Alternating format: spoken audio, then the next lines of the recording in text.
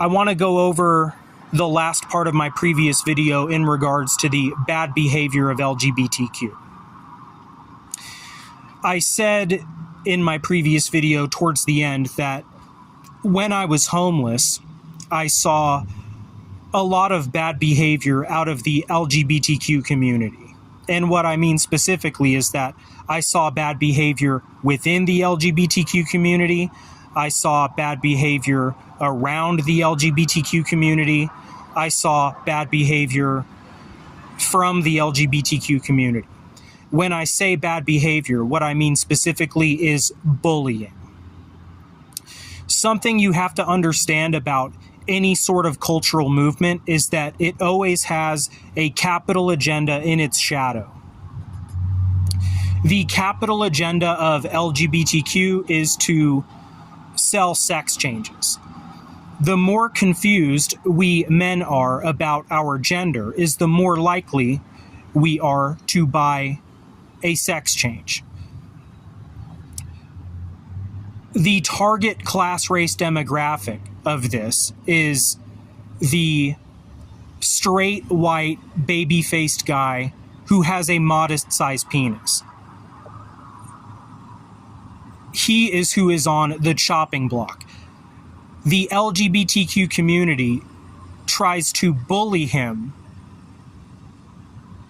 and humiliate him to push him further towards getting a sex change, because they know he's physically prone to being destroyed by the social technologies we have in place. Social technologies we have in place like video pornography.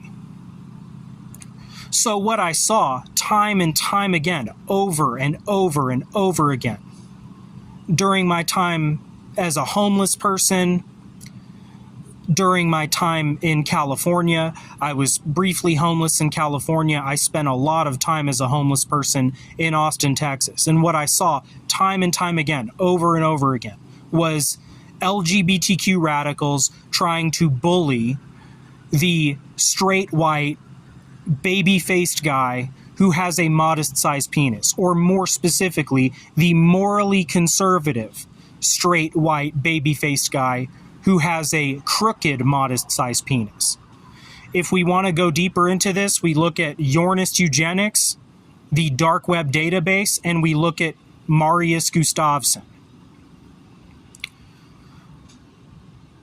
So like I said, when I say that I saw bad behavior out of that community, more specifically, I mean I saw bad behavior coming out of those community spaces. I saw bad behavior within those community spaces. I saw bad behavior from those community spaces. Those community spaces being LGBTQ community spaces. LGBTQ activists are likely going to push back against what I'm saying. They'll say something like, LGBTQ is literally just about accepting gay and trans people, dude. But that's not what I saw when I was homeless. When you're homeless in a place like Austin, Texas, you see a lot of things that will create a new moral and political perspective.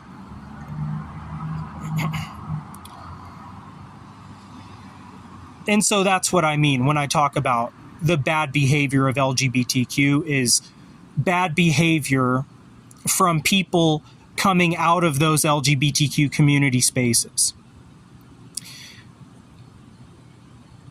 There's plenty of situations I could explain, things that I saw, people who I met, things that they said to certain people, things that they did to certain people.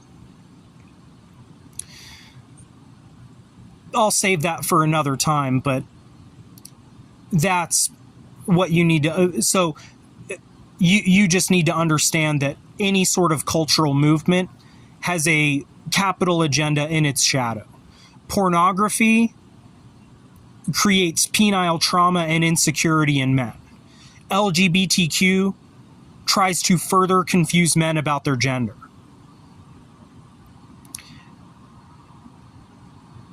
The plastic chemdoc industry is there to give those men a sex change. Right? It's a consumer pipeline fraud scam. People will say to me that I shouldn't generalize or lump people into a category, but I just saw this time and time and time again, over and over again, the same kind of thing from the same types of people.